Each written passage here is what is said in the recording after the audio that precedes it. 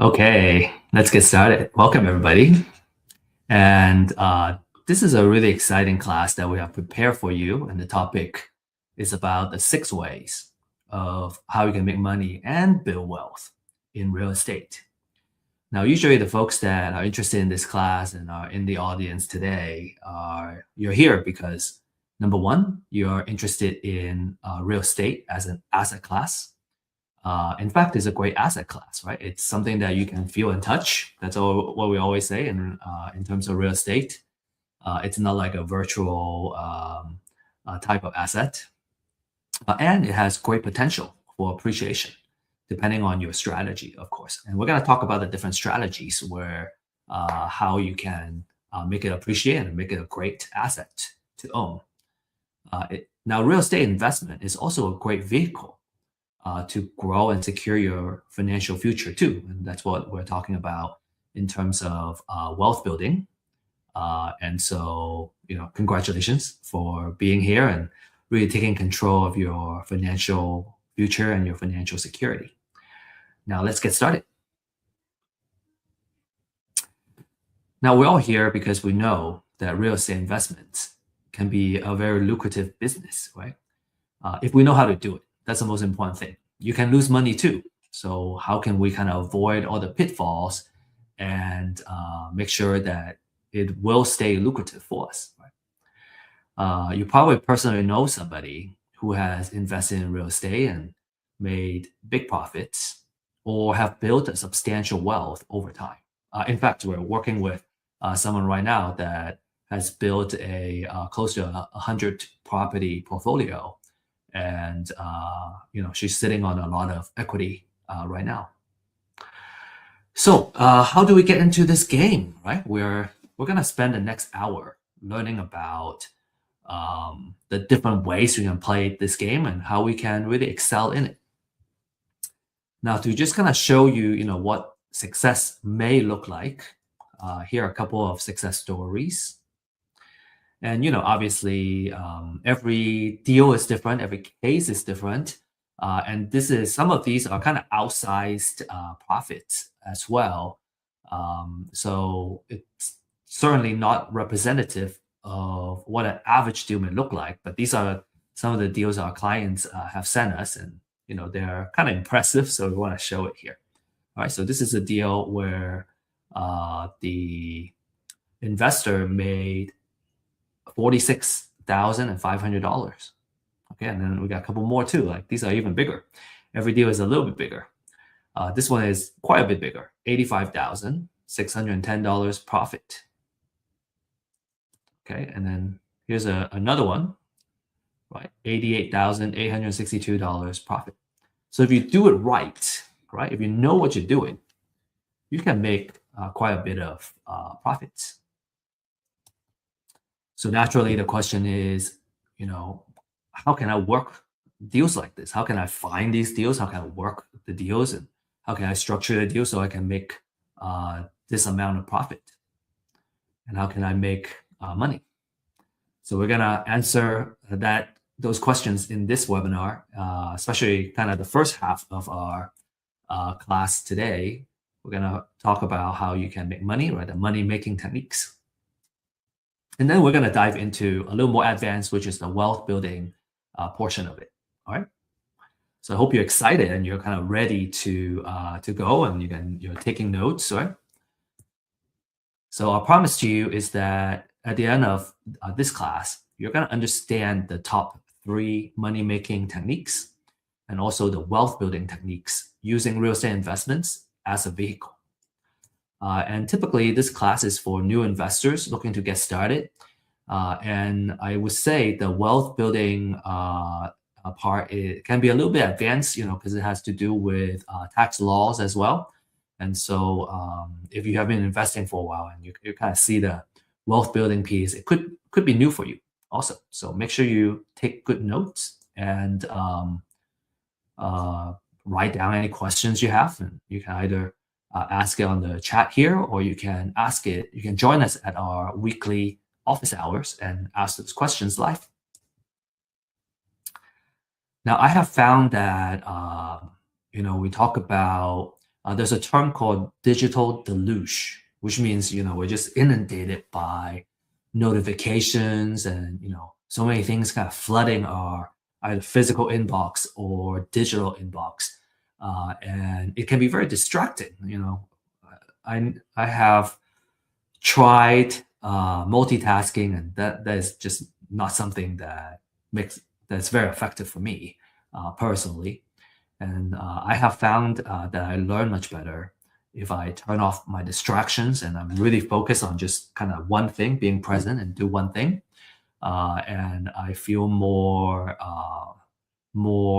I feel like I gain more from my time as well. So, it's about how can we effectively use our time and get the most out of it instead of trying to do too many things and, we never do one thing well, right? It's about doing one thing really, really well.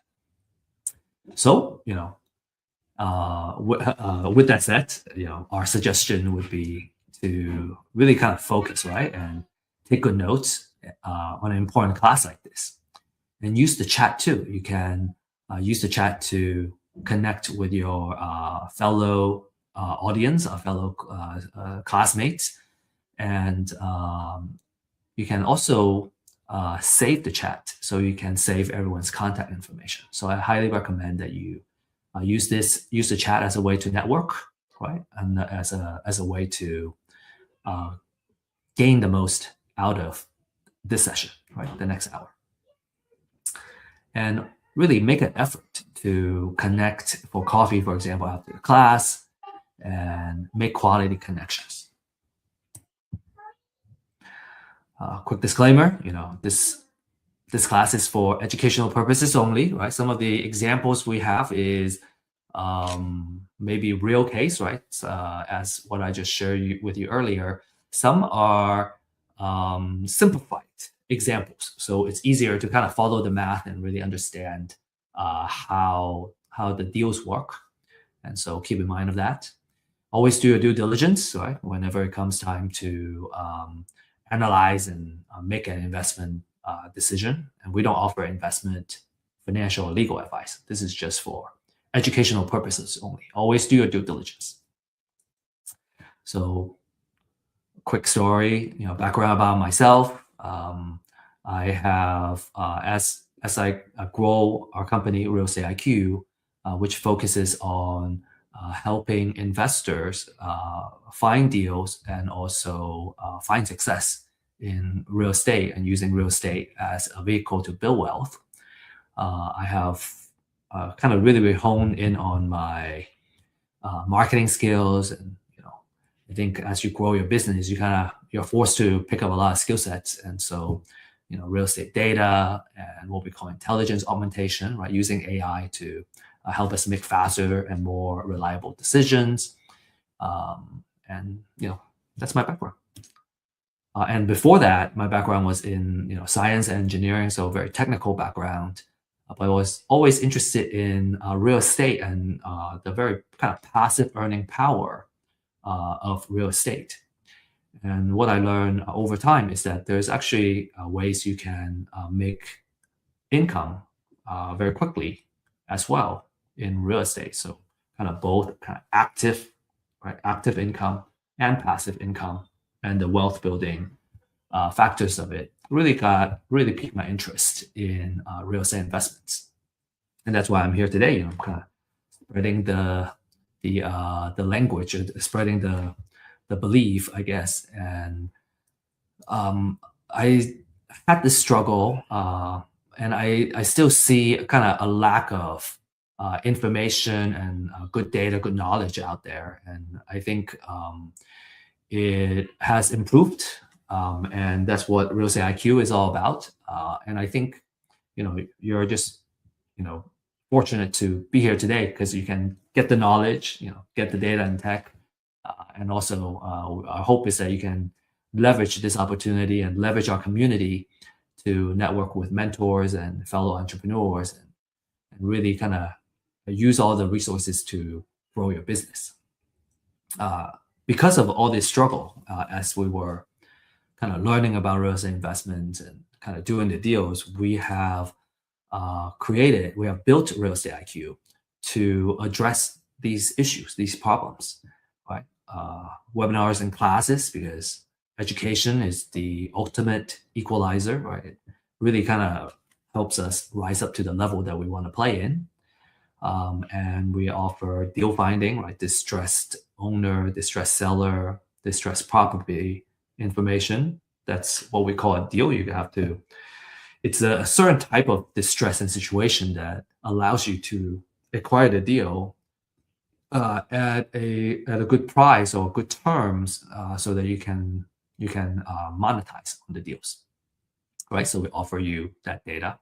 And then also, finally, we offer a deal makers community. It's a support system that helps you find help and get questions answered, and which I find is extremely important. You kind of, when you're just starting, you kind of need someone who is experienced and have gone through the struggle and have dealt with those problems, and just have somebody who can kind of help you make the deals happen. I find that very, very important. That was the first thing I did, is to find somebody who can mentor me and help me uh, uh, do the deals, different types of deals and situations. So it just saves so much time and struggle and headache when you have a trusted a mentor or a trusted coach that can help you out. All right, so without further ado, right, let's get started. So today we have 3 portions for this class. The first portion is going over money-making techniques, right? This is about kind of making quick, short-term money now, and how you can make a living using real estate. And then the second topic generally receives more attention because the long-term goal in real estate is usually about building assets that work for us, even when we are still sleeping, right? The passive earning techniques and how we can build the wealth, right, as we're sleeping. So that's a very exciting topic, and we'll go over that next. And then finally, we talked about a couple of bonus materials. If you have read about the introduction of this class, we got a couple of tools that we want to share with you, and that's our bonus material that we're going to share. Make sure you stay until the very end, and I'll share with you the link and the code, the QR code of how you can find and download these materials. Okay, so let's get started, right? So let's talk about the top 3 money-making techniques. And I would say the most popular one and the most lucrative one is fix and flip. So essentially, you're buying what we call an ugly house, right? It's an ugly house or outdated house, and you usually want to buy it at a discount. Okay, you improve it, and then you sell it for more than you pay for it, and you keep the difference as a profit. How the money is made is usually you need to, number one, is to buy it below market value. And usually it's because of the condition of the house, right? Maybe, like I said, it's ugly, or because of distress. An example of distress would be a home needing a lot of work, or a house going into foreclosure in the next 30 days. And so the owner either lose everything and potentially owe more money after losing the house, or they can sell it to you. So that's a very strong sign of distress. And then you add value through renovation. And you got to control the cost. You got to know, what you need to do to fix up the house to improve the property, and then you capture the what we call a spread, right? The sale price minus everything you put in the house, the purchase, the rehab, the financing cost, the closing cost, holding cost, everything, and then you get your net profit. And I'll have an example for you to kind of really visualize what the numbers may look like. The key benefit for fix and flip is that there is a potential for relatively big profit in a relatively short time. Usually maybe a quick project could be 3 months, maybe it can go as long as 10 months, up to a year. but usually it's months and not years. And you can build capital by what we call forced appreciation. We're improving and forcing it to appreciate. And you have a active and hands-on way of kind of controlling this project. And we usually say that fix and flip is more of a construction project. After you get the house, you gotta manage that construction project really well, control your costs and your schedule and the quality of the renovation, and improve it in such a way that you can sell at a profit. So risks, right? Everything has risk. You're gonna do, even sitting around, there's a risk to it as well. So the risk of fix and flip is that the price or buyer demand may go down during the time of your project. So just when you thought it's gonna sell high, if the price actually went down, then you may suffer a loss, right? It's possible.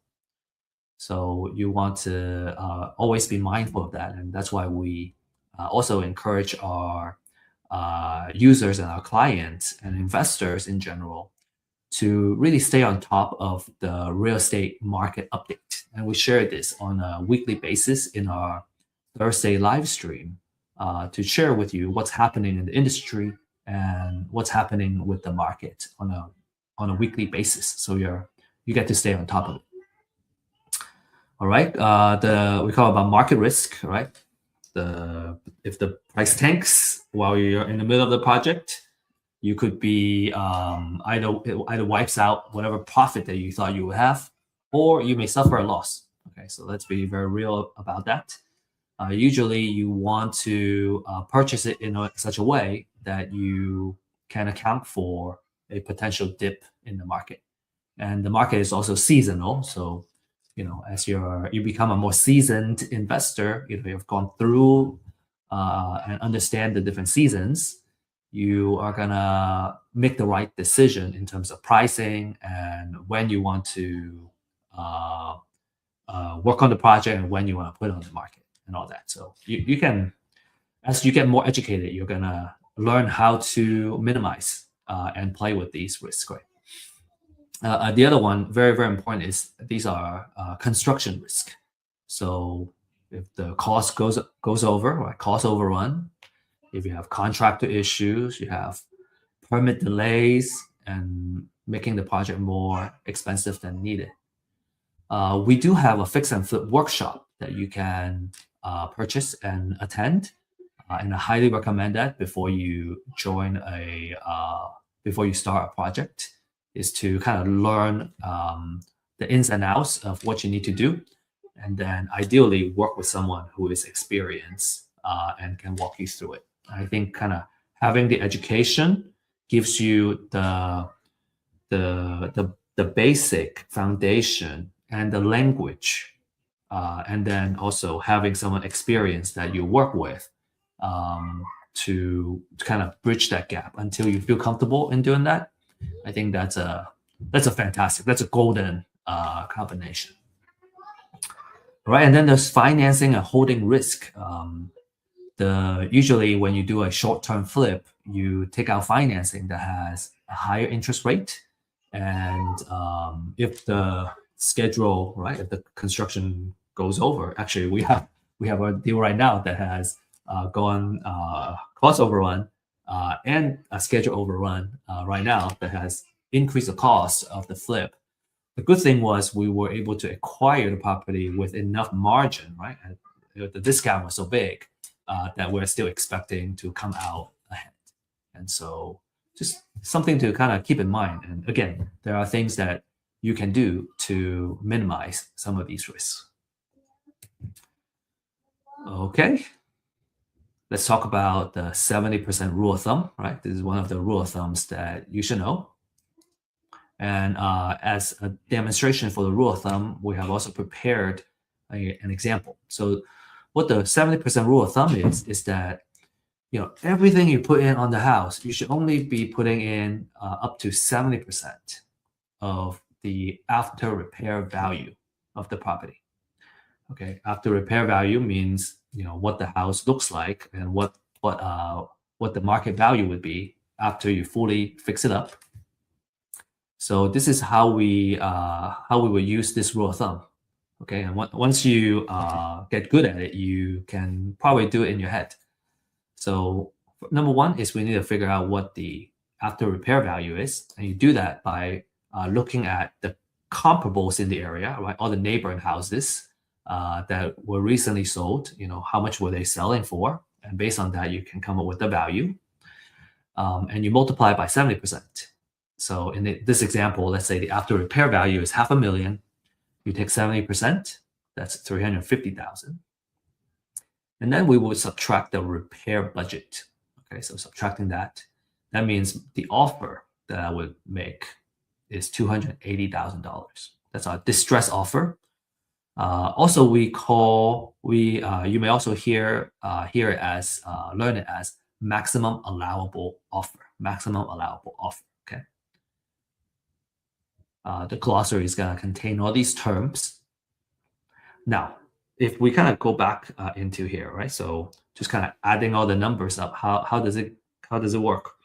So if I purchase it at 280, then I put $70,000 in, and then that means everything I put in is 350,000, which means there is $150,000 or 30% of the spread, right? That's a margin, that a profit that I can make. All the additional cost of the project, is gonna be accounted for in that 30%.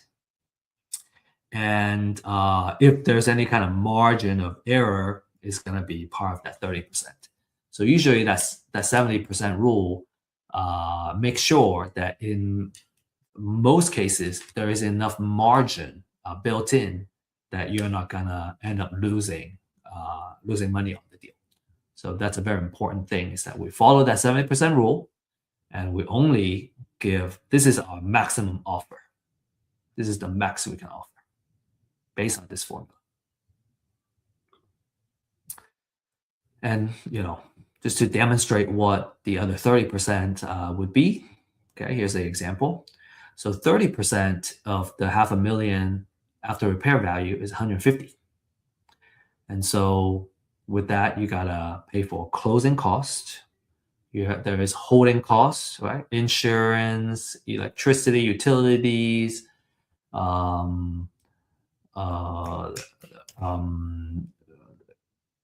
I think that's probably the majority of it. Let me see. Utilities, you got home insurance, right? And if it requires landscaping to maintain the house or whatnot, right? Those are all part of the holding cost. And then you have the financial cost. Okay, financial cost means if I take out a hard money or private money loan, these are usually short-term, high-interest loans. If we leverage that, usually leveraging is gonna make it so that we can potentially make better cash-on-cash profit. And so some people may decide to use their own funds, but in this case, in real estate investments, people usually leverage a short-term loan, high-interest kind of lender to help with the purchase and the rehab of the property. And as a result, you got incurred this financial cost. There are origination fees and interest that you got to pay for financial costs. Now, as you can see, even if you account for that, you are subtracting all of those costs, you can still make, in this case, $90,000 of profit. That's still a really nice sized profit, considering that you just need to find a deal, right? You get financing.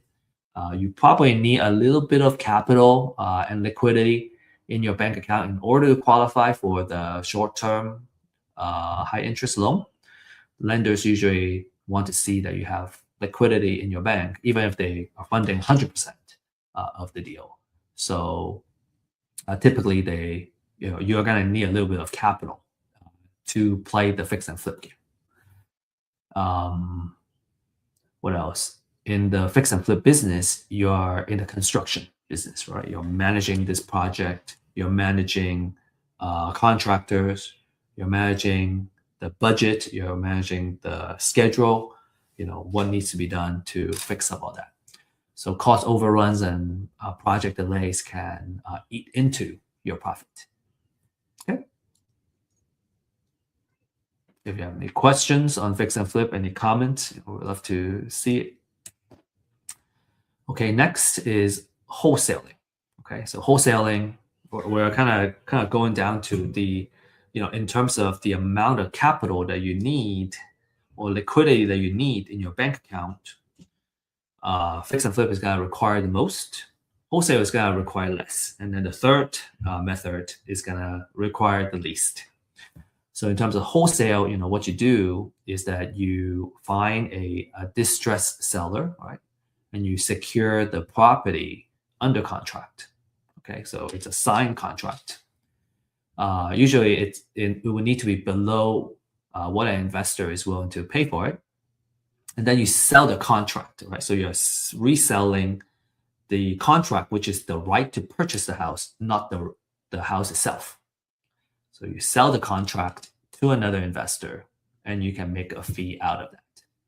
So usually the time frame for wholesale is much less, right? A fix and flip is a several month kind of project. A wholesale deal is just 1 or 2 months, right? 3 months or so to monetize. Okay. Your profit is the assignment or wholesale fee, and it's commonly a couple $1,000s, about 5 to 10% of the property price. Of course, it depends on the deal size as well. So the key benefit for wholesale is that it requires a low capital entry. All right, you can get started with very little money. You just need to pay for the marketing. All right, usually what you need is a list of distressed sellers or distressed properties that you can do outreach to, and then you got also pay for the marketing. You should have a marketing budget, right, as a wholesaling business. And you also need some earnest money to put the house under contract as well. There is no rehab or long holding period like fix and flip, so you avoid the construction and the kind of time risk.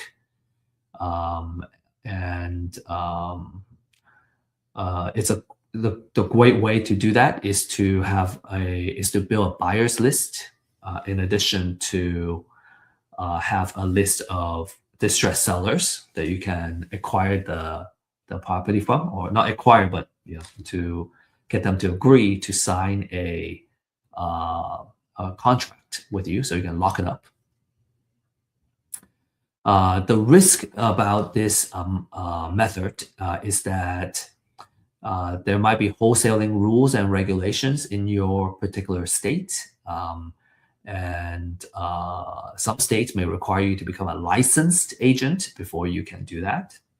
And if you overpay in a contract, or you can't find a buyer in time, then you're gonna risk not being able to sell that contract, and you could lose your earnest money. There are ways to mitigate that.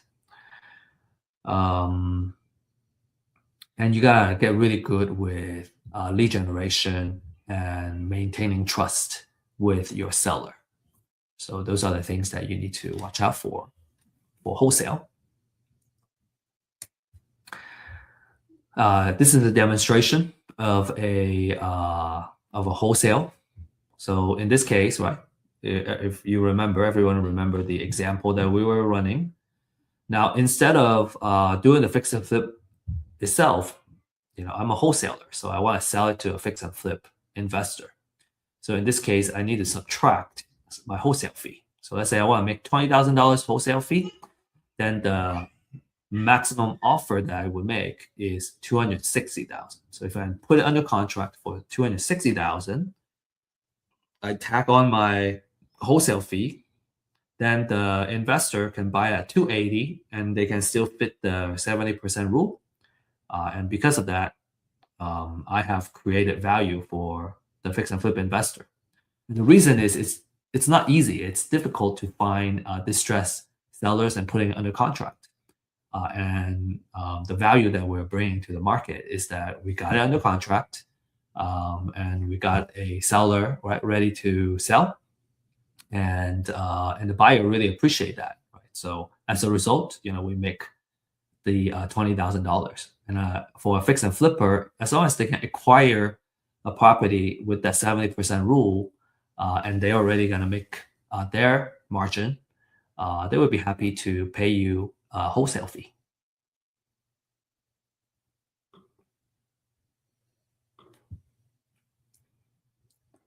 Cool. The third technique is called bird dogging. And as a bird dog, your job is a lot easier. Okay, you just need to look for motivated sellers or distressed or undervalued property. So you could be kind of driving around and you can see a house that's abandoned. And what you would do is you want to figure out who the seller is and get a hold of the seller. In that case, if it's a abandoned house, and the owner, you can reach the owner. Usually, they will want to sell if you can help them to sell the house, and then you don't need to put it under contract. You just need to get the information, pass it on to either an investor or wholesaler that can put it under contract for you. So how you can get paid as a bird dog is you would either kind of get paid a flat fee for every deal that's closed, right? That's called finder's fee. Typically, you can probably make at least $500 at least per deal. If the deal size is bigger, you can get it. You can get a bigger finder's fee usually, and so typically it's a flat fee. I see a lot of flat fees, $500 to $2,000, up to $2,000 per deal, and or a percentage of the profit. You can negotiate like something like that with the investor. Usually it would need to be like a fix and flip deal that they can exit. So payment usually happens at closing or right after closing, when the investor finishes when the whole transaction is done. And usually as a bird dog, it's recommended that you request to get paid at closing. It's the easiest. So in this case, you want to make sure you make an agreement with an investor that when you bring them the deal and they close it, they're gonna get you paid. So the difference between bird dogging and wholesaling, right? So what's the difference? For bird dogs, they don't get the property under contract. The wholesaler would get under contract. And a bird dog would simply find the lead and refer the lead to someone who closes it. So it makes it a lot easier, right? So your job is just to find it, right? And refer the lead over to the investor that you work closely with. It has the lowest risk.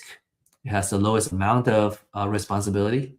And as a result, there are smaller fees. You don't make as big of a fee as you would as a wholesaler. Now that said, it makes the job a lot easier. You just gotta, consistently going out there and getting the leads, right? And kind of working with an investor that knows how to convert these deals, and you're gonna get paid. You don't have to spend a lot of your time following up on the leads or whatnot, right? You're just, finding the lead, making the referral, and then you keep moving. You keep moving on. I think it's really good for someone who's just getting started, or you're kind of doing it more like a side gig. And my recommendation is just do it consistently, right? Just you want to keep doing it. Find a couple of hours a day or a couple of hours every week, right? Several days a week to just kind of consistently doing it. And then when you have, it's always a volume game, right? A numbers game. So if you have enough leads, a percentage of those leads will convert, and that's how you get paid. So wholesalers, you A wholesaler would sign the contract, right, with the seller, and they can control the deal because they own the contract.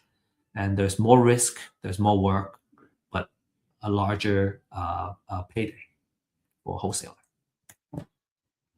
Cool. So as a mini recap for this first segment, fix and flip, you're gonna have a biggest payday out of these top three techniques. You are in the construction business. You are taking more risk, right? You got to hold the property for longer. There's more expenses. You have to manage a project. You have market risk. You have construction risk. A wholesaler, you're in marketing and deal finding business, right? Your risk is lower. You can make the money a little bit faster because you're gonna put it under contract. You find a seller, and when the deal closes, you're gonna get paid. The skill is on how you can find deeply discounted deals that are ready to put them under contract. And then bird dogging is you're in the relationship and the marketing business. You're gonna end up talking to the seller, right? Finding the house, talking to the potential seller, and then making that connection. So it's about consistently bringing the deals to serious buyers. You want to make sure that you have a investor, or it's usually an investor buyer that's gonna take your leads and work those leads consistently for you.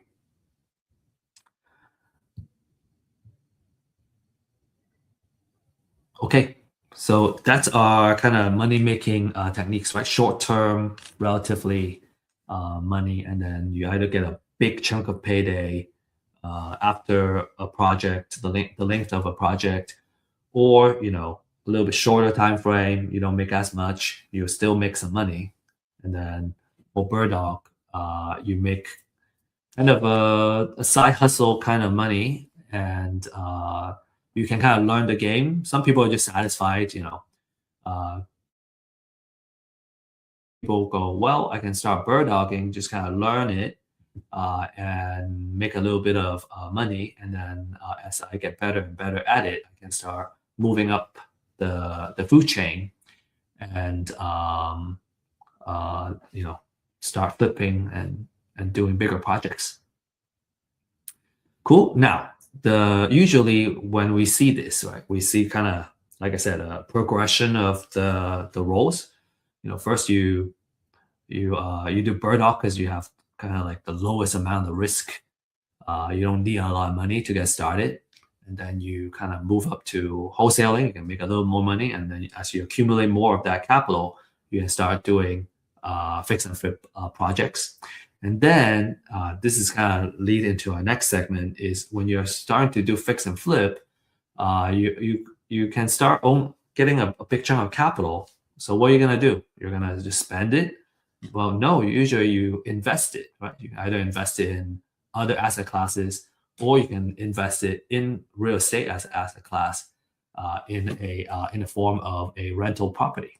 And that's kind of what we're gonna talk about as one of our wealth building techniques. Cool. We're going to talk about the 3 wealth building techniques. Okay, so the first step is buy and hold. So you buy usually a pretty solid rental property, right? You put a good tenant in it, right? And you let them help you pay down the mortgage. They're gonna pay you rent every month, and you subtract after all the expenses that includes mortgage. Ideally, you have the leftover, so you have a monthly cash flow every month to as the owner of the property, in addition to the mortgage being paid down. So over time, mortgage gets paid down, you're building up equity, and every month you're getting a small cash flow. So it's a way of kind of building wealth and making money a little bit trickle at a time. You're not making a big chunk at a time, but you are slowly building that wealth. plenty of examples of properties, especially in the beginning. You probably have a smaller cash flow, but over time, as the rental lease number goes up in the area, you're going to be able to increase your monthly rent also. I think on average, our rental properties, we're aiming for you know 300 to 500 per door to start. Usually, if it's break even, we're pretty good. But usually, kind of if you have a little bit of cash flow, then you have some margin for maintenance costs and anything like that, and you kind of build up that your piggy bank with that monthly cash flow. So it's always very nice to have. Okay, so you want to look for good, solid rental properties. So for buy and hold, this is another rule of thumb. Okay, it's called a 1% rule of thumb. And what that means is that your monthly rent should be 1% of how much you put into the house. So let's say in this case, if the, you got to do it kind of in reverse, because what we can know is what the rent would be. And you do that by running a comparative market analysis, figuring out how much the average rent is kind of going for similar houses in the area. So in this case, let's say the monthly rent is 2,500. Then with that 1%, I multiply by 100. So the most I would put out to acquire this house is 250,000, because that 1% is here. And that 1% is gonna make it so that I always make a cash flow. Okay, so we want to follow that 1% relatively religiously, especially when you're just starting out. So if there is repair, we subtract the repair, and then my maximum allowable offer or my distress offer is 230,000. Okay, if I buy at 230, I fix it up with 20K, my total all in is 250, and I rent it out for that 1%, I'm good. That's what that 1% is about. Okay, so let's break down that 1%. Okay, how does it really make sure that we cover our all our expenses and make sure it brings me a cash flow? So this is an idealized, right, example. This, we can. I think if you're interested in real life examples, we can probably do it on a one-on-one basis or in our office hours. So let's say this is in this example, right, $2,500 a month. You have mortgage, which is principal and interest. Okay, relatively, it's like around this number, 1,200. The property taxes, insurance. If there's HOA, there's HOA, and then you should always have a small budget for maintenance of the house. After you subtract everything, you would make a monthly cash flow. Okay, so in this example, 575 is a pretty good number, or almost $600 to start, and that's just for one property. So, as a landlord, this is how much money I would make in one house, right? And that's relatively pretty passive income. If I manage it myself, if I hire a property manager, which we usually do, some of that there would be additional expense, right, for the property manager, but I would still make a cash flow. Now, if every month I make this much, then I will be able to make and that's just one house. If I have 10 houses, then I would make almost $6,000 a month. And that would make it about 69,000 a year. So if you have 10 houses, that's a little bit better than median income in today's world. If I own 20 houses, then I'm kind of 2 or 3 times of the median income. I would make 138,000 a year, and that's a really good way of making sure the property is making money for you. Right, really good way to make money. And in buy and hold, you're in the landlord business, which means you're going to be working with a property manager to help you manage your property, or you directly deal with the tenants, and you got to deal with tenants and toilets, all these issues.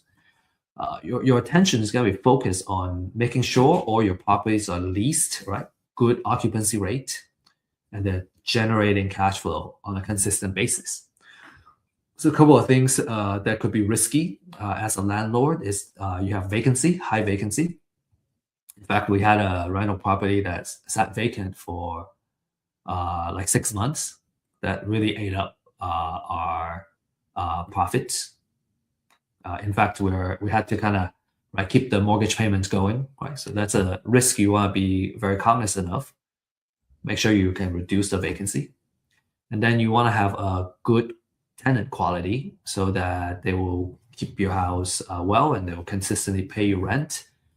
You don't. The last thing you want is to have tenants stop paying, and then you have to figure out the eviction process, get them out, and then they trash your place. So make sure you have a really high quality tenant that takes good care of your property, good credits and everything. So having good background check and really good process is a very key part of this business. So buy and hold, all right. We call it a wealth building technique, okay? And this is just like the first step, okay? So, but these are very exciting. So number one is you get your monthly cash flow, right? You can, as you build up that monthly cash flow, you can save that up, and it could become a down payment for another property. That's one. The second one is called appreciation. So there are two types of appreciation. One is naturally the house value goes up over time. And so that's what we call natural appreciation. We're not going to dive into why that happens and the kind of financial side of things, but let's just kind of take it as a given that there is a natural appreciation on the property. You can also do forced appreciation, where you, if you buy at buy a house that requires repair, and then you fix it up, you repair it, you can force it to appreciate. And then there is tax savings such as depreciation and interest write-off, operating expense write-off. And then finally, because every month you're paying the mortgage and you're paying down the principal, so you're building up that equity. So there is a scalability in this sense, where profits and the equity of one property can be leveraged to buy additional properties, and you can build a portfolio. And I think it's always a good way to kind of start. What's one way to kind of say is that if you start accumulating, right, a lot of these properties, kind of like playing Monopoly, right? You want to have all these houses. You can collect more rent, and then when you have multiple houses, then you can start going, well, okay, should I want to keep buying more houses, or should I want to change all of these houses into a hotel, right? Into a kind of bigger type of maybe a commercial property or whatnot. So this is kind of the way to do it. So there is relatively stability in buy and hold because you're less dependent on the short-term market swing, as opposed to flipping, and then you can always kind of ride out the downturns as long as the property continue to cash flow with a tenant in it.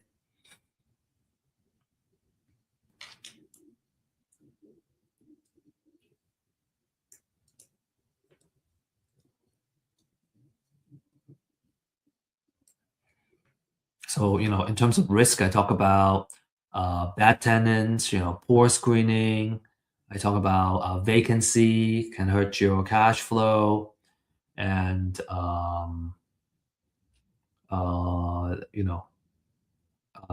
if there's a oversupply of housing in the area, then you're gonna potentially sit on that vacancy. So you want to pay attention to those kind of risk and make sure that you really understand the local market before you kind of get into that.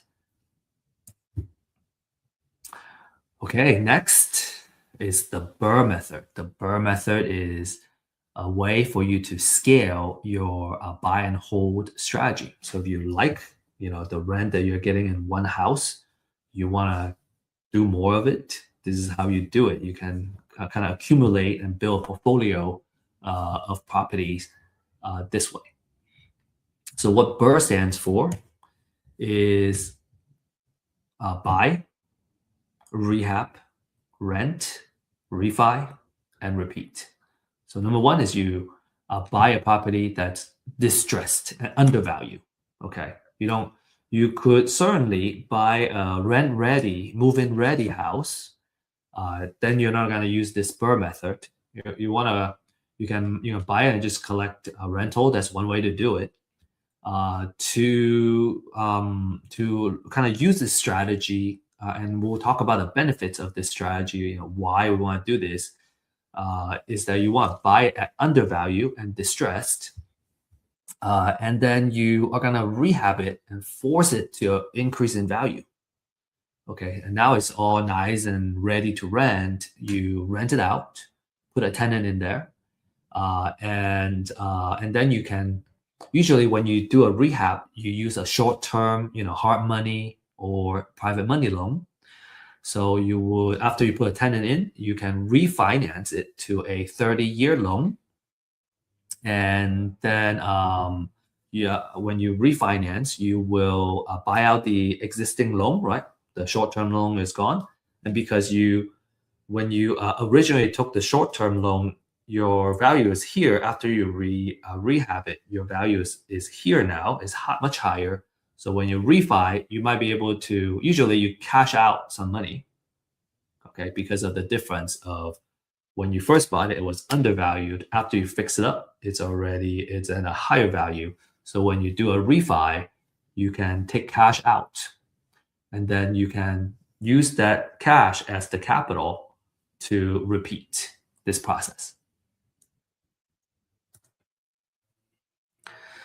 So how Burr makes money? Number one is force appreciation, right? That rehab pushes the value up after a few months of the project, and it creates equity beyond what the market appreciation, the natural appreciation can provide. Then the second one is you have an asset that's consistently creating a cash flow for you. So it pays down the debt for you in addition to having kind of the leftover profit that you can pocket every month. And then the capital gets recycled because when you do a refi, you take all that money out and you might be able to get some additional cash out as well. So now you can use it to reinvest into more properties. And then finally is the loan pay down, right? Because again, you got a tenant in there that's paying down your loan and you can build up that equity. So, in order to do this really well, you got to make sure that you have good discipline in your due diligence, right? You got to know your after repair value very well. You got to know your rehab very well, and your rent projection very well. Another risk is financing. So your short-term loan is expensive and also risky. So you want to make sure you kind of manage the rehab really well, and also you'll be able to kind of refi after. And then there's also lending risk, all right? Like, so what happens if after you fix it up, the house, you don't qualify or you can't get the refi money so that you can keep this wheel going. That's certainly a risk in terms of refinance. And so, in all, the Burr is more of an advanced form of buy and hold, and it's more of a scaling tool. It's still a really good long-term rental investing, but it really allows you to reuse the capital, and you can kind of grow a lot faster using this method. Because when you do refi, you're using not a bank conventional loan, but you're using a debt service, a DSCR loan, a debt service ratio, special loan for rental properties. So that allows you to really scale that. Okay, any questions you have, right? Feel free to use the chat or uh, save it and ask it during office hours. We welcome it either way. Okay. Now let's talk about another step, right? Let's take this bird step further, and then I'll have a really nice example to really kind of show and demonstrate to you, how to put all this together and how it works. This is super exciting. Okay, the third idea, the third I guess strategy is called buy, borrow, die. And in our Thursday live stream, John actually taught this in one of our sessions. He can explain it much, much better than me, but I want to really highlight the key points, right? So for buy, borrow, and die, this is what you do. You can do it in any kind of asset, right? But here we're talking about real estate as the asset. So if we use real estate as the asset for a long-term wealth and tax planning strategy, is you grow a portfolio of appreciating rental properties. You can borrow against the equity as the value goes up. You borrow against the equity, and then you let your heirs inherit those properties. And when they inherit the property, right, instead of selling, if you sell it, the taxes you gotta pay is based on how much you originally spent on it. But when your heir inherits it, they're gonna inherit it with at the value that it is today when they inherit the property. And so it's what we call step-up basis in terms of tax. So it's a really awesome way to minimize capital gains tax. When you use it's a combination, it's a strategy that uses appreciation in real estate, cash flow, and the lending flexibility to provide money that you can spend during your life, and also deferring or avoiding the tax bill that comes from selling. Because when you sell, you incur capital gains tax. So it's a very advanced strategy, right? Highly recommend that if you're interested, talk to an experienced CPA that knows how to do this. And we're just here to kind of share with you a glimpse of what it would look like. All right. So this is how we do it. The buy, borrow, die. So number one is you buy, right? You accumulate all this real estate. So let's say you have on a small scale, you have one or two properties, but on a bigger scale, you would have a portfolio of say 20 properties, 60 properties, 100 properties, right? And now you have a really good base for that equity growth over time. And anytime there's a economic cycle, the real estate value goes up, and so you have that pure equity. So once you get that equity built up, you can now borrow against the equity. You can take that cash out, and you can use it to either pay for your lifestyle or buy new deals and other investments.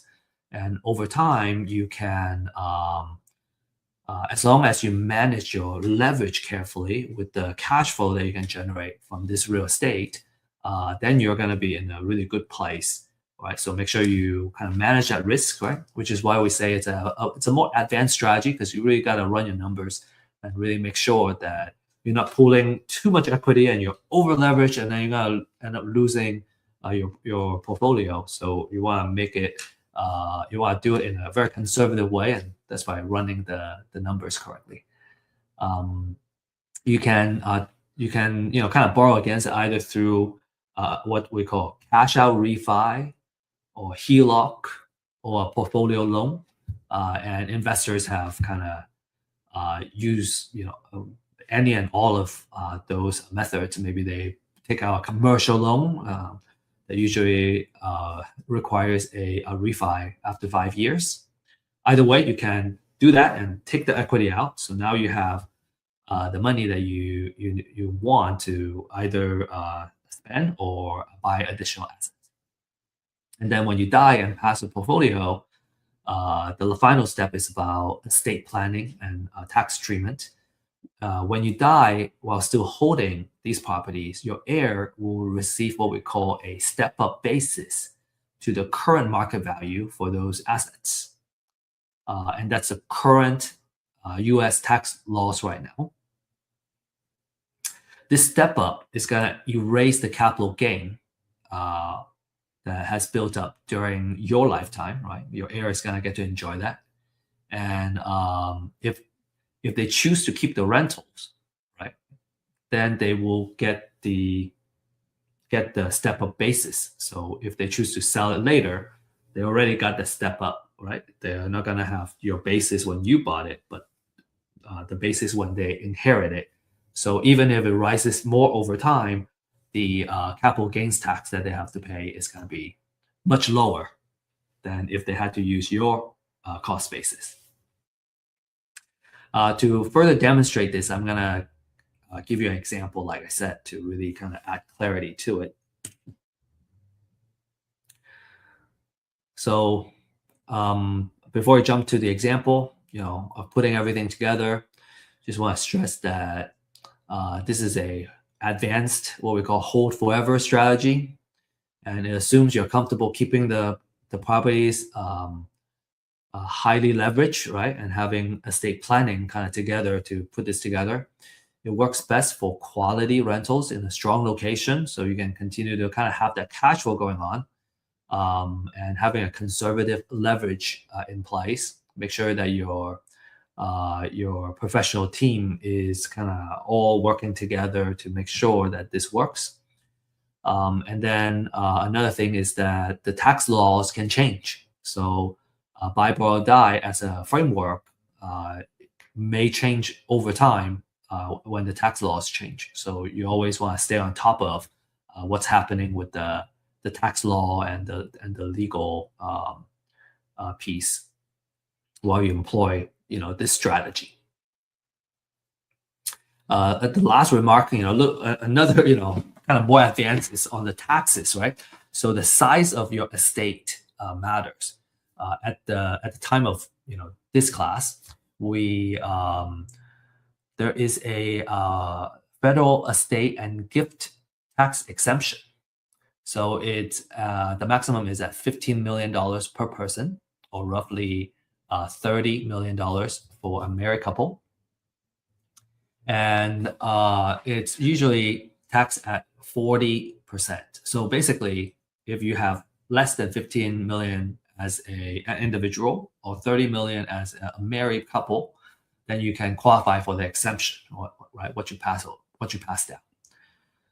And then another thing is that each state can have their own estate tax. So, again, always kind of make sure you understand the state tax laws in addition to the federal tax law when you get this planning, when you get this done, right? Make sure you have that estate planning in place before you really kind of dive into this. But what I wanted to really demonstrate to you, with all these caveats, is that if you do it right, this is a very exciting strategy because you can pass down a lot of your wealth to your next generation without having to worry about the taxes, right? They get to, this is how we can build generational wealth.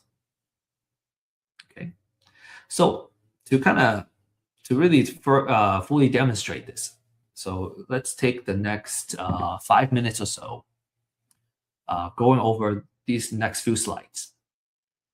Okay, really demonstrate this. Okay, so phase one. Okay, I'm gonna buy a property at 80,000, and I'm buying at a really awesome discount because the after repair value is it's worth 200,000. So now this is because I have to rehab the property. Right? I really have to do a lot of work, put $80,000 in. So my total cost basis is 130,000 when I first put it in. So my cost basis is 130. I borrow all of this with a hard money, 11%, say. But I got it done, and then I have built an equity of 70,000. Right, so that's the difference between how much it's worth now and how much I put into it. I have $70,000 of equity. Okay. So that's the rehab kind of phase, right? Purchase and rehab. Now I rent it out. I'm gonna rent it out, and because the house is worth 200,000, I can take a 80% loan basically from the bank. So 80% of that is 160. And let's just say these are the terms: 30 years term, 70% interest rate. Because the bank requires 20% equity, right? I'm gonna leave 40K equity in there, and I can take out $160,000 of the loan. So with that 160,000, I pay back my original loan, right? Because remember, this 130 was hard money. I pay that back, and now I pay all that back, and the difference is 30,000. So I have $30,000 that I kind of made, right? And it's tax free because it's a debt that I took out. And then I also benefit from having a reduced payment. Right? My interest rate is lower. Okay, so it's 12%. The interest rate is actually 12%. All right, and then in addition to that, my house has an equity of 40,000. Okay, so I have 40,000 equity. I have $160,000 of the loan, and taking that loan out, it pays back the hard money original loan that I took out, and I took out 30,000, to spend or invest in another deal, and then every month I have reduced payment. Okay, so that's the next phase. All right, another phase. Okay, third phase. Let's say 15 years later, the market value has gone up tremendously. Right, it has doubled in value, and now I am at $400,000 in terms of market value. My old loan, I remember I had a loan of 160,000. Well, over time, I have paid that down, and it's 130,000 now. Well, now I can do another refi. Okay, I can do a refi. Remember, the bank wants to keep 20% equity. So out of the 400,000, I take our loan for 320,000, and I keep $80,000 equity in the house. So that 320 I'm gonna use 130 to pay back the old loan. Right, the old loan was 130, and the difference is 190. So now I have $190,000 I can put in different places or buy more properties. Okay, I may choose to keep some myself and really enjoy it, have fun with it, or that's your wealth allocation. Allocation, no, allocation. You can allocate different percentage of that cash out, whatever you want to do. Right, it's your money. So kind of the aftermath of this phase is that you have $80,000 in equity, you have $320,000 loan with the bank, and you have taken out $190,000 that you can use. And again, it's tax free because it's debt. Then we have phase 4. Okay, so let's say another 20 years later, you are at the end of your of the life that you enjoy so well. Okay, now the market value has doubled again to 800,000. The original loan you have paid down to 200,000, right? Because you've been paying that consistently for 20 years by then. So then the equity is 800. Apologize, excuse the typo. 800,000 minus 200,000 equals to 600,000. So in this case, if the owner sells before death, well, you have the amount of equity minus your cost basis of 100,000. So you got to pay capital gains tax of 470,000, and that's a lot of money. You got to pay a lot of capital gains tax. But if you pass it down to the heir, your cost basis, instead of 130, it goes all the way up to 600,000. So apologize on the typo here. So your capital gain is 600,000 minus 600,000. There's no capital gain for the heir. So again, there's some typo here. So what we have spent the past hour on, actually more than an hour, is we went over the top 3 money-making techniques and the wealth building techniques. I hope you really enjoy looking at these examples, and you're getting really excited about the prospect of using real estate to build your wealth, your generational wealth. Now we're gonna have these 2 bonus materials that I'm gonna be sharing with you in just a few minutes. All right. The first one is the rules of thumb in real estate. We went over the 70% rule of thumb. We went over the 30% rule of thumb, and there are 2 more that we want to share with you. And then there's also the glossary, right? The terminology and the language that you're going to use to really do this well. And so we thought these are really awesome resources for you to use. Naturally, at this point, your questions would be, how do I get started? What do I need to do? How can I build that wealth? I hope we got you excited enough to really want to join and play this game. And so this is our recommendation. Okay. First is that if you're not ready to take action yet, right? This is really piquing your interest, but you want to learn more about, how you do it, and maybe through real examples.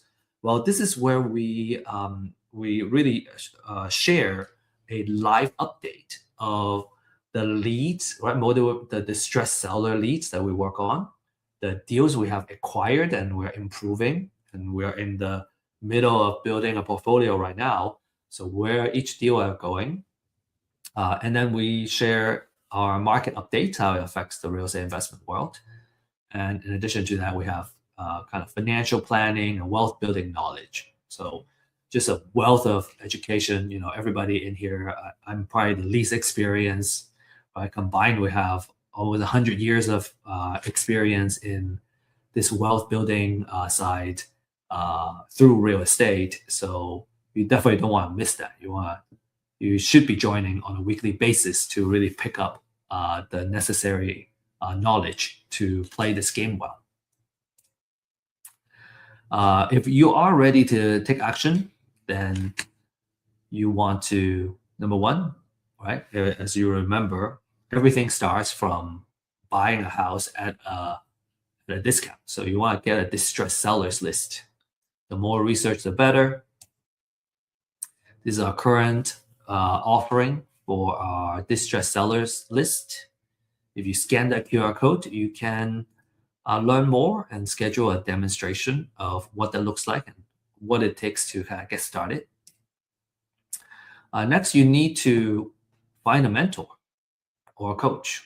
We highly recommend having someone that you can work with that would drastically increase the likelihood that you'll be succeeding in this game.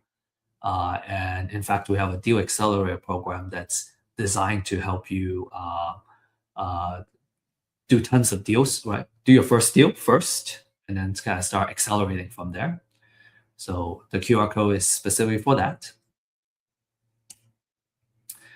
Here are all the success stories that we have from our clients. Jordan, 2 deals, 60,000. Salvador, first deal, 30,000. Ismail, 80,000. And so if you want to, kind of join that exclusive club of successful clients, you can scan this QR code and schedule a one-on-one consultation. Let's see if this is something that that you need in your life, and let's see how our solution can help you reach your wealth building and money making goals. And as promised, I got a QR code here for you. You just need to scan that, and it's going to ask you to enter your email address. Just fill that out, and it's probably going to take you 2 seconds to fill that out, and you'll be able to download these 2 bonus gifts. And with that said, our time is up. Thank you for joining us. We want to wish you best of luck and happy investing. I look forward to seeing you in either our live stream or our office hours and get to know you and really help you reach your goals. So appreciate your time and look forward to meeting you in person soon.